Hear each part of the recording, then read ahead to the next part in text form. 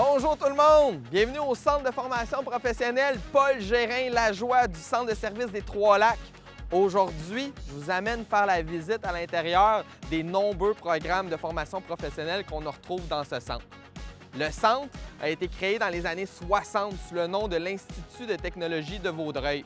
Depuis ce temps-là, bien des choses qui ont changé, des nouveaux programmes sont arrivés. C'est ça qu'on va aller voir à l'intérieur. Les programmes à visiter dans ce centre sont hyper intéressants, hyper en demande. On parle ici de secrétariat, de comptabilité, d'électromécanique, de traitement des eaux, d'usinage, de mécanique d'engins de chantier et de mécanique d'engins lourds.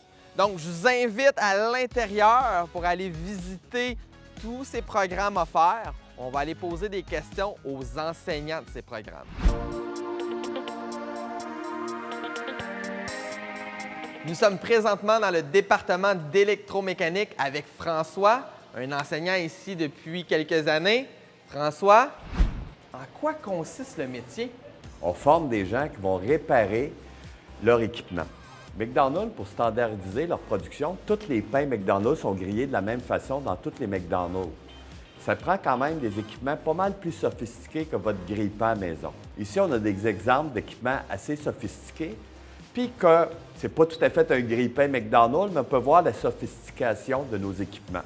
On apprend à travailler à ça, à calibrer, réparer ces équipements-là, à étalonner. À qui s'adresse ce métier? Ce métier s'adresse à des gens de tout âge. De façon générale, à prédominance masculine, mais de plus en plus de filles y adhèrent. Dans quel type d'entreprise un électromécanicien peut-il travailler? C'est des entreprises très diversifiées. Ça peut être chez Coca-Cola, chez Bombardier, Hydro-Québec. Ça pourrait être travaillé aussi chez Première Moisson et chez McDonald's. Toutes sortes d'entreprises qui ont besoin de gens qui font de l'entretien, de la réparation et même de la fabrication d'équipements industriels. On a un exemple ici d'équipement industriel qu'on peut utiliser. En électromécanique, on l'appelle la petite mini-usine. Ça sert à faire une production quelconque. Nous serions très intéressés à connaître les perspectives d'emploi dans ton programme. Malgré la pandémie, nos élèves réussissent à se placer grandement. On a un dernier groupe qui vient de terminer, puis tous nos élèves ont trouvé un emploi. Les offres d'emploi, le babillard est rempli, puis on n'est pas capable de fournir à la demande. Quelles sont les aptitudes nécessaires pour être capable d'exécuter ce métier? La débrouillardise est la plus importante, mais ça exige des connaissances variées, autant dans le domaine mécanique, en électricité, en électronique, en hydraulique, en pneumatique, en soudure, en manutention et grillage, tout ce qu'on a besoin pour travailler en industrie. Les gens aiment ça parce que c'est varié comme métier. Est-ce que tu peux m'en dire plus sur la durée du programme et sur la formule d'enseignement qu'on utilise dans ton programme? En électromécanique, la formation dure 1800 heures à l'intérieur de 27 modules. On fait surtout un apprentissage au niveau de pratique. Ça veut dire c'est manuel, on va toucher aux équipements. On a un peu de théorie, c'est sûr, pour donner un sens aux équipements, parce que c'est quand même des équipements complexes. Ah oui? Mais on fait surtout manipuler. Les élèves manipulent les équipements. Ils prennent de l'expérience, puis c'est des équipements qui sont vraiment des équipements industriels. C'est des équipements qu'on retrouve en industrie. Aussi, on a des entrées. Nos classes débutent une au mois d'août, l'autre au mois de novembre et un autre au mois de janvier. Fait que ça permet aux élèves de s'inscrire au programme dans différentes périodes dans l'année. Pourquoi on devrait s'inscrire dans ce programme? Bien, l'avantage de l'électromécanique, c'est qu'on touche à beaucoup de domaines. Une semaine, on fait de la plomberie. La semaine d'après, on fait de l'électronique. Puis, entre ces deux cours-là, on fait de la programmation. Fait que ce qui arrive, c'est qu'on touche à tous les domaines. Puis, particulièrement à PGL, on essaie de trouver des activités qui passionnent les élèves. On développe leur intérêt à l'intérieur de certains jeux, comme on voit ici, on a une auto électrique. Ça nous permet, l'auto électrique ne fait pas partie de notre formation, mais en travaillant sur cette machine-là, c'est que ça nous permet de connaître les roulements, différentes composantes mécaniques que l'élève aurait de la difficulté à assimiler dans un autre contexte. On le met dans un contexte d'une voiture électrique, les élèves sont passionnés et ils font leur apprentissage. Puis on essaie dans tous les modules d'essayer de créer cette passion-là, de l'intérêt de l'élève. Nous sommes maintenant dans un laboratoire de l'usine-école de traitement de l'eau. On est avec l'enseignante ici, Mouna. Salut Mouna. Salut. Mathieu, Ouais? comme on est dans notre usine-école, j'aime ça te poser une question. Oui? C'est à quoi consiste le métier de traitement d'un opérateur en traitement des eaux? T'en poses une bonne. Si je me fie à l'usine, si je regarde l'usine, d'après moi, c'est de suivre, d'entretenir les équipements qui servent à la production d'eau potable, de s'occuper des équipements du traitement des eaux usées, de faire les analyses. J'imagine qu'on est un peu à l'intérieur dans les usines, mais que des fois, on va à l'extérieur pour des traitements, des analyses, puis qu'il y a une partie en bureau pour les rapports, les analyses. Donc, j'imagine que c'est un peu ça le métier, Mouna? Oui. Fait que dans le fond, si je comprends bien, on est à l'intérieur, on est à l'extérieur, on fait de bureautique, on fait de laboratoire. C'est varié quand même, non? Ça a l'air d'un métier super intéressant. Pour qui s'adresse ce genre de métier? En fait, ce genre de métier s'adresse aux personnes qui aiment la nature, aux personnes qui sont préoccupées par la protection de l'environnement. OK. S'adresse aussi aux personnes qui aiment le travail manuel, les personnes qui aiment travailler avec les chiffres, avec mathématiques, ceux qui aiment les chimies, sciences, travailler dans le laboratoire, comme là où on est. S'adresse aussi à des personnes qui veulent analyser des situations, cherchent des défis. Puis si vous voulez trouver des solutions, c'est le métier qui est fait pour vous. OK, un métier varié. Oui, c'est en plein ça, c'est un métier vraiment varié. Quel genre d'entreprise les opérateurs en traitement des eaux peuvent travailler? En fait, un opérateur en traitement d'eau, il peut travailler dans les municipalités, il peut travailler dans les usines de traitement d'eau potable, dans les usines d'épuration des eaux usées. Il peut aussi travailler dans les industries chimiques, dans les industries des aliments et des boissons. C'est quoi les perspectives d'emploi dans le domaine? En fait, ce métier a vraiment une excellente possibilité d'emploi puis de travail. Dans le fond, avec les nouvelles règlements, surtout sur la qualité des eaux qui devient de plus en plus exigeante, fait que là, on a plus que les règlements deviennent exigeants, plus qu'on a besoin de personnel professionnel dans ce domaine. Aussi, il y en a beaucoup d'opérateurs qui arrivent à l'âge de retraite, fait qu'on a vraiment un besoin pour combler ces postes, puis c'est pour ça qu'on a vraiment besoin de former de nouveaux opérateurs en traitement des eaux. Si j'ai bien compris, Mouna, c'est la seule usine-école en traitement des eaux au Canada. Oui, exactement. C'est vraiment le seul usine-école au Canada. C'est le seul endroit où on forme des opérateurs qui peuvent être efficaces dès la première journée de travail. On peut aussi parler de salaire. Les salaires vont entre l'année 2017 et 2019. Le taux horaire, c'est entre 18 et 34,74 cents à l'heure. En quoi consistent les qualités pour être capable d'exercer ce métier? En fait, les qualités puis les aptitudes qu'on a besoin pour faire ce métier, c'est avoir une facilité en mathématiques, avoir l'esprit scientifique puis la curiosité, être méthodique et minutieux,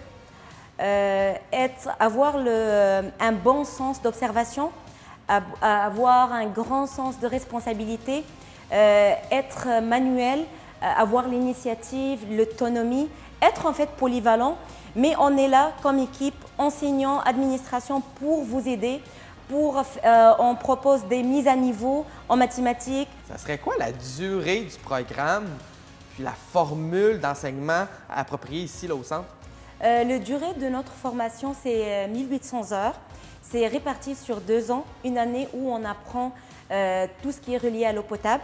Une deuxième année, on apprend tout ce qui est relié en eau usée.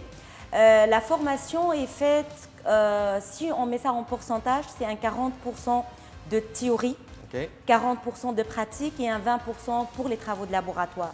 Dans le fond, ce qu'on fait, on a des apprentissages théoriques qu'on va tout de suite les mettre en pratique. OK. Aussi, on a des stages. On offre des stages à nos élèves. Un stage dans une usine de traitement d'eau potable, un stage dans une usine de traitement des eaux usées. On veut savoir pourquoi on devrait s'inscrire dans ce programme. En fait, Mathieu, je veux te poser la question, est-ce qu'on peut vivre sans eau? Non? Justement, nous, on forme des opérateurs qui font le traitement des eaux. C'est une ressource incontournable, c'est une source qu'on doit préserver. On traite l'eau. Fait que moi, ce que je peux te répondre, c'est un métier d'avenir. Fait que c'est un métier qui protège les citoyens, qui protège la santé publique. Un métier essentiel, quoi. Un métier essentiel. Nous sommes présentement dans le département d'usinage avec un enseignant, Alain. Salut Alain. Bonjour, bonjour. En quoi consiste le métier de machiniste? En fait, le machiniste, c'est lui qui va travailler sur des machines de différents types. On a ici, par exemple, un tour conventionnel. L'élève va effectuer les opérations avec ce type d'outil-là. On arrive avec des formes variées. On va avoir également, on utilise des logiciels de programmation qu'on va voir un peu plus tard. On va utiliser des machines à commande numérique. Donc, on a une multitude d'équipements sur lesquels on va travailler pour différents types de matériaux, par exemple, des aciers, des plastiques et tout ça. Le machiniste va également lire et interpréter des dessins et des devis. Il va faire des calculs, des dimensions. C'est lui qui va prendre les mesures et il va agencer les éléments à usiner. Donc, ça fait partie de la tâche. On va se déplacer sur un autre type d'équipement maintenant. Parfait.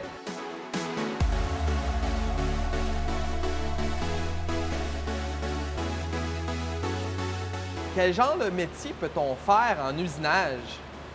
On peut ici travailler sur des pièces, avoir de l'intérêt mécanique pour la technologie, les milieux industriels, mais travailler physiquement. Donc, on va travailler sur des machines, souvent, c'est de ce type-là, debout, bien entendu, accomplir des tâches répétitives.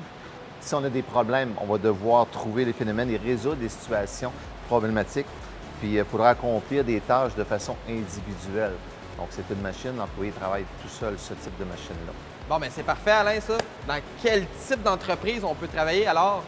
Bon, on va travailler dans les entreprises de type d'aéronautique, aérospatiale, fabrication aussi d'outils, de production, entre autres. On peut travailler également sur fabricant de machines. Donc, le machiniste va fabriquer des machines servant à produire d'autres types de pièces. C'est comme je disais, l'aéronautique, l'aérospatiale et tout ce genre d'industrie-là qui sollicitent nos machinistes. Dis-moi, Alain, quelles sont les perspectives d'emploi de ton métier?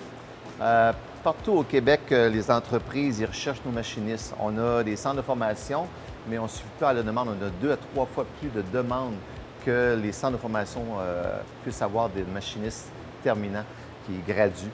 Il y a des employés, la plupart des finissants obtiennent un emploi dans leur milieu de stage. Puis certains travaillent dans le domaine avant la diplomation même. On va avoir des machinistes dans la plupart des entreprises manufacturières. De plus en plus de compétences sont facilement transférables aussi d'un secteur à l'autre. Les machinistes sont notamment prisés par l'industrie aéronautique, comme je disais tout à l'heure, métallurgique, plasturgie, pétrolière, industrielle, minier, donc des équipements miniers. On est très, très sollicité dans ce domaine-là. Ainsi que dans les nombreux ateliers d'usinage partout dans la province. Okay. On va parler ici d'un salaire annuel d'environ 49 000 par année, comme je disais, annuel. Puis présentement, c'est un des 5 métiers les plus en demande au Québec. Ah ouais? Oui, monsieur. On veut savoir c'est quoi la durée de ton programme et les formules d'enseignement appliquées. Ici, notre programme est de 1800 heures. On échelonne ça sur 302 jours de formation. Notre formule ici, l'enseignement, c'est en formule individualisée. Donc, l'élève apprend à son rythme, ce qui fait que l'élève n'a pas à attendre que tout le monde ait fini en même temps. Donc, il peut progresser.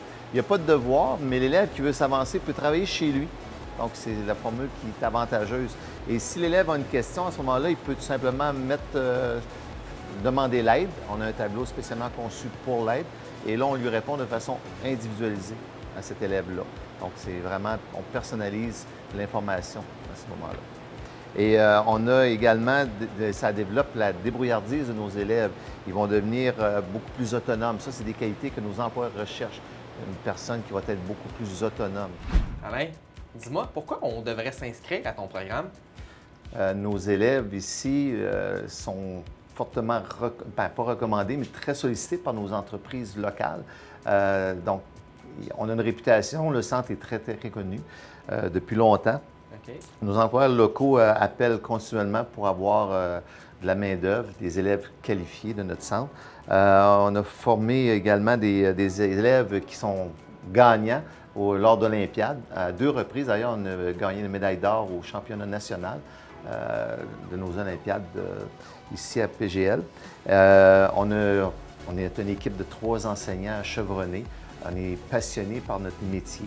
Donc, ça, c'est une bonne raison. Puis la formule individualisée qu'on offre ici à PGL, c'est une formule qu'on a longuement parlé lors de colloques. On était cités. On nommait l'exemple PGL, par exemple. Donc, la formule PGL en individualisé. Donc, c'est notre formule développée ici qui est différente de d'autres centres, qui fait que nos élèves apprennent des choses différentes. On a des projets quand même qui sont très, très intéressants. Les élèves partent d'ici avec beaucoup de projets, des connaissances multiples, des outils qu'ils vont fabriquer également tout au long de leur formation. Et donc, il y a beaucoup d'apprentissage qui est lié avec tout ce type de préparation-là, cette pièce-là qu'ils ont à faire. Donc, ils ont même de l'assemblage à faire, des prises de mesure et des équipements sophistiqués qu'on a ici partout dans le centre. On est à la fine pointe de la technologie quand même. C'est excellent. Nous sommes présentement dans l'atelier d'équipement motorisé avec Bruno, un enseignant. En quoi consiste le métier? Bien, le métier consiste entre autres à faire l'entretien, la vérification, les réparations et le remplacement de certaines pièces au niveau mécanique. La majorité de ces tâches sont faites à l'aide d'outils mécaniques, pneumatiques, manuels et aussi des outils de levage. On a aussi l'obligation de remplir des fiches d'entretien et de réparation pour faire un suivi au niveau des camions et des engins. Alors Bruno, pour qui s'adresse ce métier? Bien, en réalité, ce métier s'adresse à tous les âges. Bien que c'est un métier qui est majoritairement occupé par des hommes, on retrouve de plus en plus de femmes au niveau de ce métier-là. Dis-moi Bruno, dans quel type d'entreprise un mécanicien en équipement motorisé peut-il travailler? Bien, il y a plusieurs types d'entreprises. Évidemment, il y a les concessionnaires, que ce soit en engin de chantier ou en véhicule lourd routier. On a les compagnies minières, on a les compagnies d'excavation. On a les gouvernements qui utilisent vraiment beaucoup de mécaniciens, que ce soit au fédéral ou au provincial.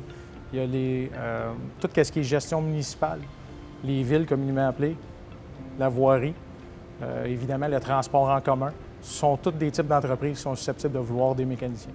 Dis-moi donc, quelles sont les perspectives d'emploi? Les perspectives en ce moment sont vraiment très, très bonnes. Je vous dirais même qu'on est en temps de crise en ce moment, on ne fournit pas la demande. On a une demande tellement forte que nos élèves sont courtisés vraiment dès leur début du DEP. Coudonc, quelles sont les aptitudes pour être capable de pratiquer ce métier? Bien, malgré tout, le fait qu'on est dans une classe atelier qui est relativement propre, il faut être capable d'endurer et de travailler dans des endroits qui sont poussiéreux relativement avec certaines odeurs, disons. Et il faut avoir aussi des capacités de diagnostic, analytique et informatique. On doit avoir aussi une bonne perception des couleurs et des formes, avoir une certaine, et même je te dirais, une très bonne dextérité manuelle aussi. Quelles sont les durées et les formules d'enseignement appliquées dans le programme? Bien, pour ce qui est de nos 2 DEP, c'est une formule de 1800 heures qui compte 24 modules qui se font environ à 70 en pratique et une version environ 30 de théorie. Toutes nos pratiques se font sur camions, engins, bancs d'essai, moteurs stationnaires. Dis-moi, pourquoi on s'inscrirait dans le programme? Bien, les DEP en équipement motorisé nous amènent à toucher vraiment beaucoup de domaines, que ce soit au niveau du diagnostic électrique, que ce soit en fonction hydraulique, que ce soit carrément des réparations juste mécaniques. On touche vraiment à plusieurs départements. C'est vraiment un métier passionnant.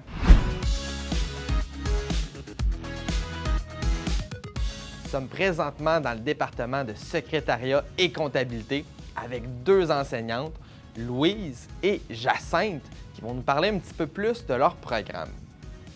Louise, peux-tu m'expliquer en quoi consiste le métier de commis comptable et de secrétaire? D'abord, j'aimerais vous mentionner qu'il existe différentes appellations pour le métier de secrétaire.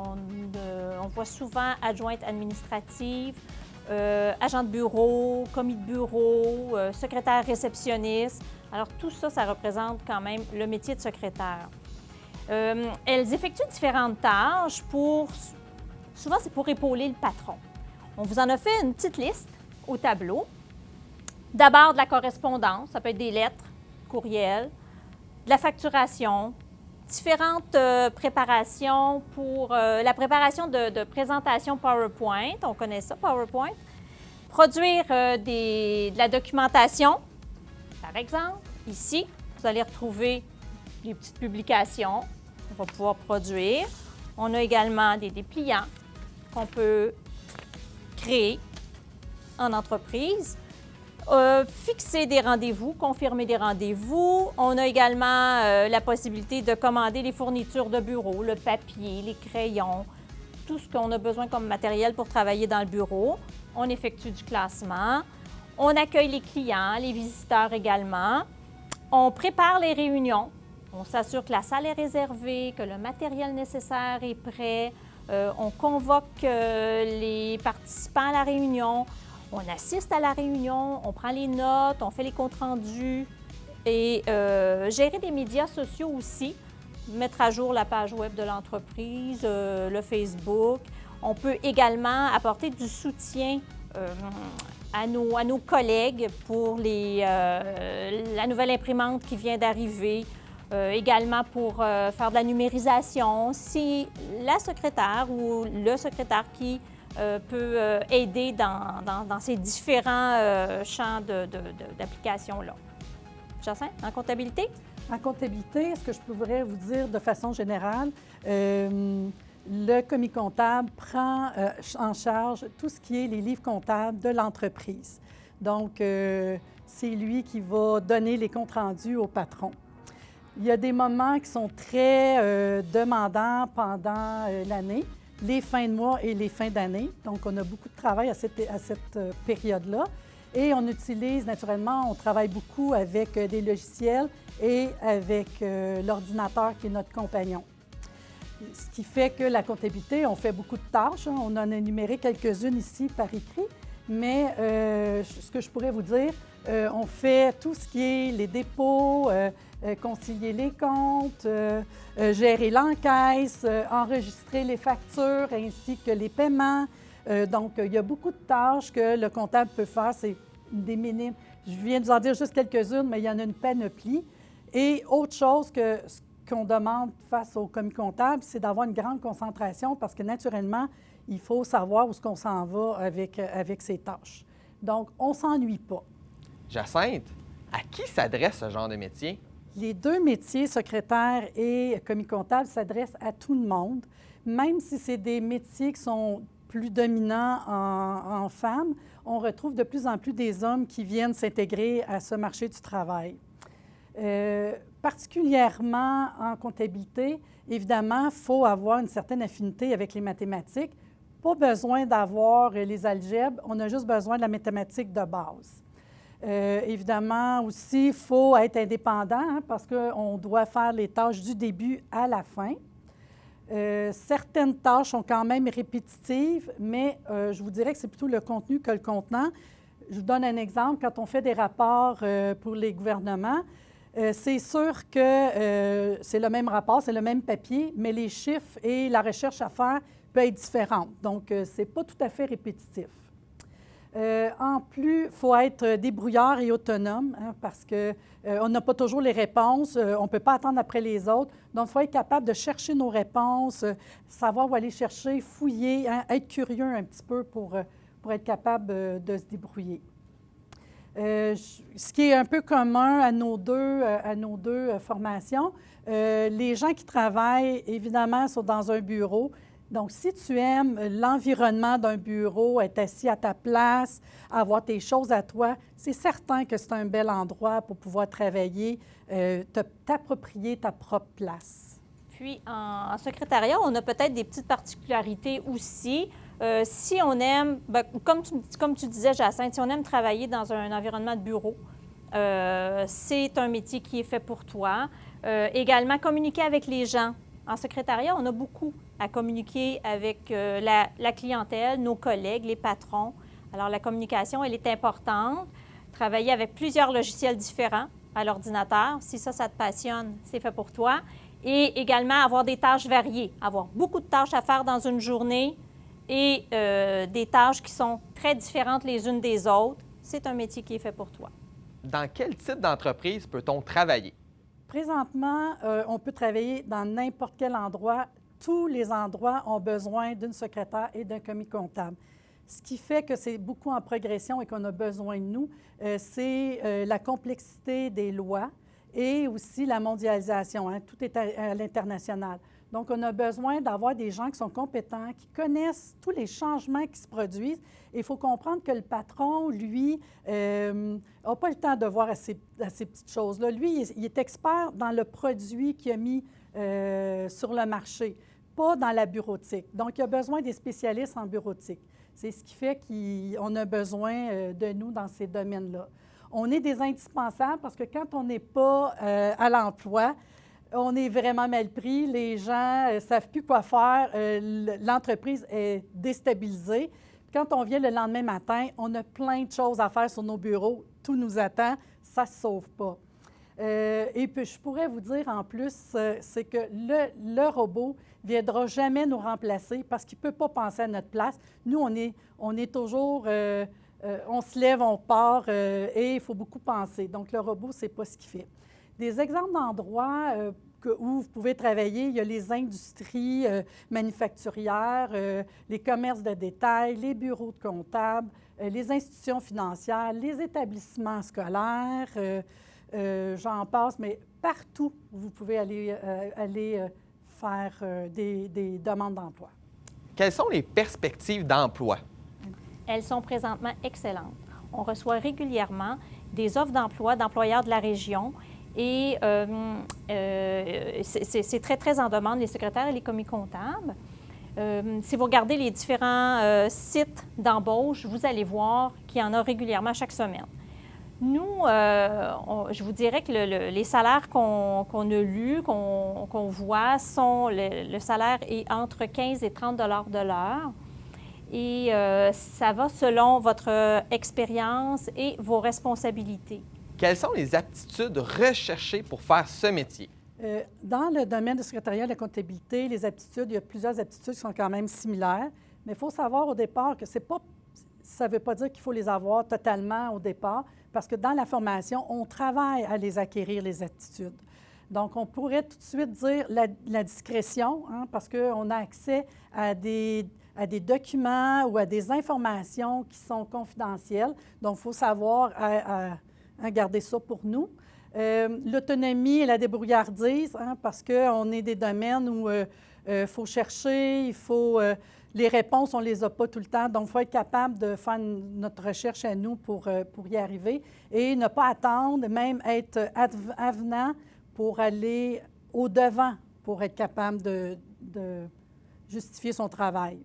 L'organisation, on en a parlé un petit peu tantôt. Évidemment, on ne peut pas être sur le fouillis total. Il faut être quelqu'un aussi capable de respecter des délais, capable de s'organiser, mettre des priorités, parce que si on fait ça un peu n'importe comment, c'est sûr qu'on peut être déséquilibré un petit peu. Je te dirais, de notre côté, Jacinthe, qu'il faut bien maîtriser la langue française, le français écrit et parlé. C'est important.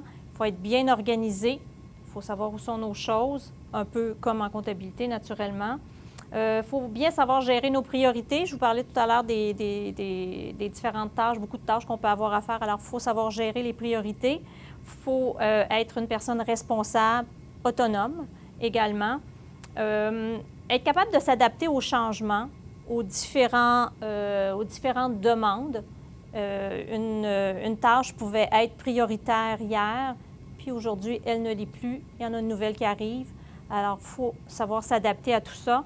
Ça prend de l'entre-gens, de la diplomatie. On a à communiquer avec des clients, des employés. Alors, il faut savoir mettre des gants blancs. Quelle est la durée du programme et quelle est la formule d'enseignement? D'abord, la durée de la formation, elle est un peu différente en secrétariat en comptabilité. En secrétariat, c'est une formation qui dure 1485 heures, qui donne environ 12 mois. Comptabilité, 1350 heures, à peu près 11 mois. Ce sont de courtes formations qui sont assez intensives. On est à l'école à temps plein, 2 semaines, de 8h30 à 16h. À 16 heures, c'est ça, et c'est 30 heures semaine. La formule individualisée, c'est une formule très intéressante. Jacinthe, peux-tu nous en parler? En individualisé, ce qui est beau, qui est le fun, c'est que l'élève, ça se peut que ça lui prenne un petit peu moins de temps que ce qui est prévu. Des fois, on comprend un petit peu plus vite, donc on peut, quand on dit d'une formation d'11 mois, 12 mois, ça se peut que ça prenne 6 mois, 8 mois ou 11 mois. Il n'y a pas de délai précis dans lequel on va terminer. Il y a aussi le fait que si on a des difficultés, bien, on peut poser nos questions à l'enseignante et l'enseignante vient à tour de rôle venir nous voir et les réponses sont vraiment personnalisées. C'est pas, on ne s'adresse pas à toute la classe. Donc, c'est ce qui fait que je n'attends pas après quelqu'un qui a de la difficulté, je peux avancer à mon rythme. Il n'y a pas de devoir en formation professionnelle. Il n'y a pas d'obligation. Par contre, si tu as le goût d'en faire à la maison ou si ça arrive que tu es en retard, bien, tu peux en apporter à la maison quand même puis t'avancer puis travailler. Il n'y a pas de problème à en faire. Quand on regarde les bureaux, pourquoi on a adapté nos classes comme ça? C'est parce qu'on veut simuler le marché du travail. On veut que les gens ne se sentent pas à l'école. On veut qu'ils se sentent déjà professionnels dans les modules ou les tâches qu'ils vont faire. Naturellement, c'est un climat qui est calme pour apprendre parce qu'on est dans notre livre, on fait de la lecture, donc on ne dérange pas les autres parce qu'on ne veut pas prendre du retard. Ceux qui s'occupent des élèves, on est une équipe de 2 enseignantes. Dans les 2 enseignantes, il y a toujours une tutrice qui est attitrée aux élèves pour être capable de faire le suivi et répondre aux besoins de l'élève. Dans la classe, on a un maximum de 22 élèves, qui est intéressant, ce n'est pas des gros groupes, ce qui fait qu'on peut s'occuper davantage des élèves. Et ce que je dirais, la formation, ce qu'elle apporte aux élèves, c'est que je vous ai parlé de qualité et d'aptitude tantôt, l'autonomie et la débrouillardise, bien, vous la développez tout le long parce que vous êtes à vous-même, naturellement. Alors, je suis persuadée que vous aimeriez cette formation. Pourquoi on voudrait s'inscrire à ce programme? Bien, premièrement, ça nous offre un accès rapide au marché du travail. 12 mois, 11 mois, c'est pas très long et on est rapidement en emploi. Le programme est basé aussi sur la pratique. On n'a pas de cours superflus. Alors, tout ce qu'on apprend, c'est vraiment notre métier. On a une entrée de nouveaux élèves à chaque mois. C'est-à-dire, étant donné que vous travaillez, vous apprenez en individualisé, ça fait en sorte qu'à chaque mois, on peut avoir de nouveaux élèves qui commencent la formation. On a un matériel qui est à la fine pointe également, un bon encadrement. Les enseignantes encadrent très, très bien les élèves et vous aurez de l'encouragement de vos enseignantes, mais également de vos collègues de classe. Puis moi, je rajouterais à Louise, c'est si tu aimes des tâches diversifiées, c'est certain que c'est 2 domaines qui vont t'intéresser. Et en plus, c'est des emplois qui sont vraiment stimulants, dynamiques, c'est jamais pareil. Et si tu obtiens un diplôme, c'est certain que de la stabilité d'emploi va être à toi parce que s'il y a des mises à pied, bien, c'est sûr qu'on garde ceux qui ont des diplômes comparativement à ceux qui n'en ont pas. Et en même temps, tu vas être un peu mieux rémunéré parce que tu vas justifier que tu es plus compétent que quelqu'un d'autre. Et il y a aussi l'effet de pouvoir toucher à une multitude de logiciels. Si tu es curieux et que tu aimes la technologie, c'est 2 bons domaines dans lesquels il y a toujours du changement dans les logiciels. Puis je rajouterais en plus que les profs que vous allez côtoyer, c'est plus que des profs, parce que c'est des gens qui sont passionnés de leur métier, parce qu'ils ont travaillé dans le domaine, puis ils sont compétents là-dedans. Donc, ils sont capables de venir vous transmettre la réalité du marché du travail et aussi vous donner des exemples, vous faire vivre des expériences qui sont réelles aussi. Donc, comme les besoins sont en forte croissance dans ces 2 domaines-là, bien moi, je t'invite à venir nous voir, puis je suis persuadée que c'est un travail que tu vas choisir, qui va te passionner. Et je te dirais même que tu peux aller dans des domaines, si tu as des intérêts personnels, je te donne un exemple, la planche à neige. Si tu aimes la planche à neige, tu pourrais travailler comme secrétaire ou commis comptable dans une entreprise où on fabrique la planche à neige ou qu'on vend de la planche à neige. Donc, tu marierais ensemble 2 intérêts en même temps. Donc, je vous invite à venir nous rencontrer. Il est important de savoir que le centre est là pour vous. Le premier service qui est offert, c'est un service d'information scolaire et professionnelle et d'orientation scolaire. Le deuxième service qui est offert, c'est un service d'aide financière pour le retour aux études. Donc, si jamais vous avez des questions, ici au centre, ils peuvent vous aider en lien avec les prêts financiers. On a aussi un bureau d'aide à la réussite, juste en arrière de moi. On a 3 intervenantes qui sont prêtes à aider tous les élèves ici au centre. Elles sont prêtes à on a plusieurs ressources à vous offrir pour vous aider à cheminer à travers votre parcours scolaire. Finalement, on vous offre aussi un service de placement qui en fait que tous les offres d'emploi du domaine vont être offertes en ligne que vous allez pouvoir consulter comme élève. De plus, pour joindre le service de placement, il y a un salon de l'emploi ici au Centre de formation PGL que plusieurs employeurs vont profiter du moment pour avoir un accès privilégié avec les étudiants. Ainsi, tous les élèves passant par le centre risquent fortement de se trouver un emploi facilement dans leur domaine. Vous souhaitez passer du virtuel au réel? Sachez que le centre organise à chaque mois des soirées d'information. Le centre organise aussi des journées élèves d'un jour. Comme ça, on est capable de vivre la réalité d'un étudiant dans le centre pour chaque programme. Si vous voulez plus de renseignements, veuillez contacter le centre, appelez au numéro de téléphone, allez sur le site web, il va y avoir plein d'informations pour vous. En attendant, moi j'ai fait mon choix, je m'en vais m'inscrire. Salut!